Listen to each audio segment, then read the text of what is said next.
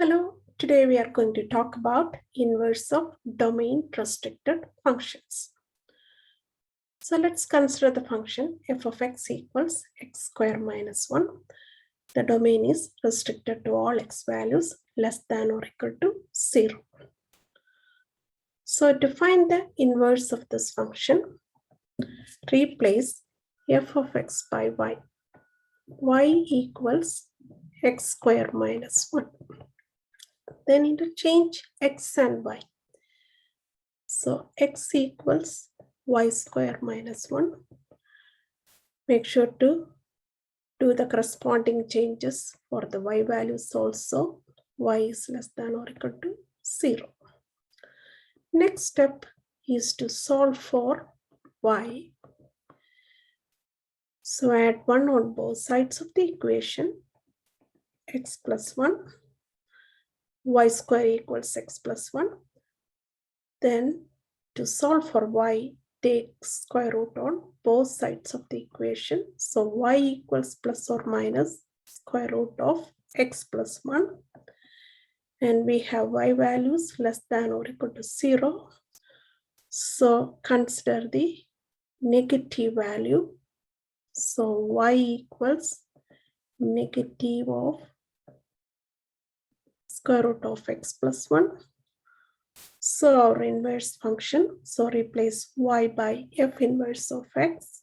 So f inverse of x equals negative square root of x plus 1.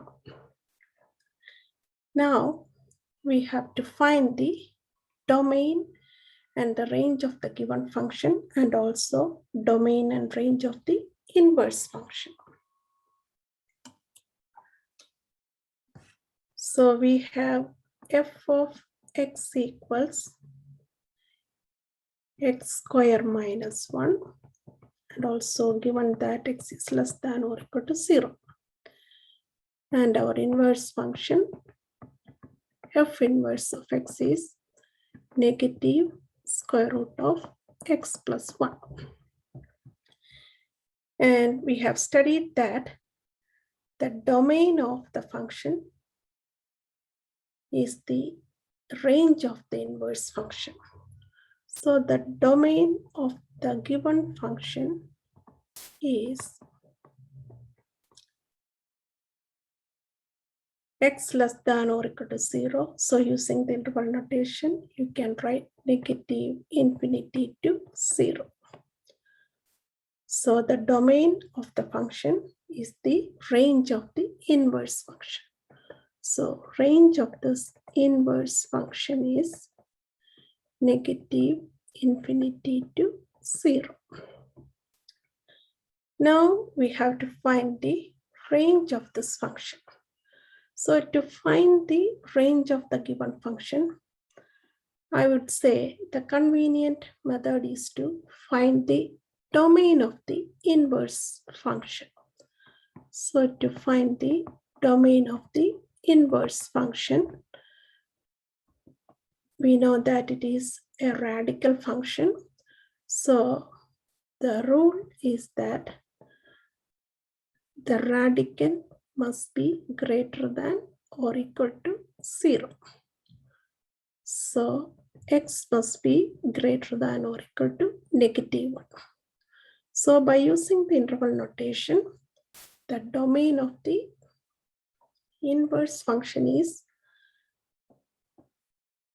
negative 1 to infinity. Negative 1 to infinity. So that becomes the range of this function or given function f of x. So the range of this function is negative 1 to infinity.